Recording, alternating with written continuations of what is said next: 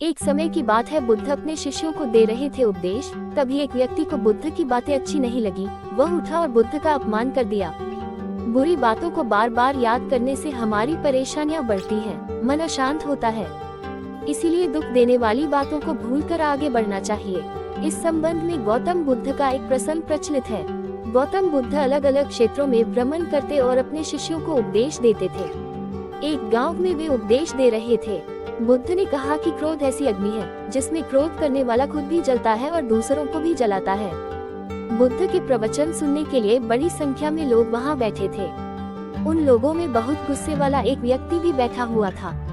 उसे ये बातें पसंद नहीं आई।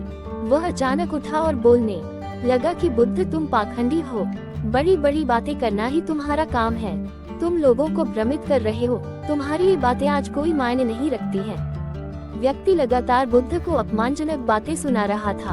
वहां बैठे सभी लोग ये देखकर हैरान थे कि बुद्ध ये सब शांति से सुन रहे थे, लेकिन कुछ बोल नहीं रहे थे। क्रोधी व्यक्ति बुद्ध को शांत देखकर और ज्यादा क्रोधित हो गया। वह बुद्ध के पास गया और उनके मुंह पर थूककर वहां से चला गया। घर पहुंचकर क्रोधी व्यक्ति का मन शांत हुआ तो उसे अपने किए पर बहुत पछतावा हुआ। वह बुद्ध से क्षमा मांगने पहुंचा, लेकिन उस गांव से बुद्ध पड़ोस के गांव के लिए निकल चुके थे। वह व्यक्ति बुद्ध को खोजते हुए दूसरे गांव में पहुंच गया।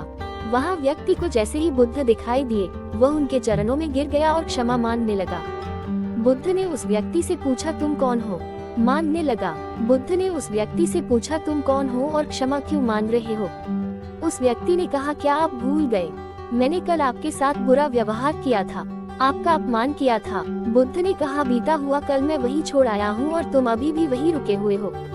तुम्हें गलती पर पछतावा है, तुमने पश्चाताप कर लिया, अब तुम निष्पाप हो गए हो। बुरी बातें याद करते रहने से हमारा आज बर्बाद हो जाता है। इस आदत की वजह से भविष्य भी बिगड़ सकता है। इसीलिए बीते हुए कल की बातों को भूलकर आगे बढ़ना चाहिए।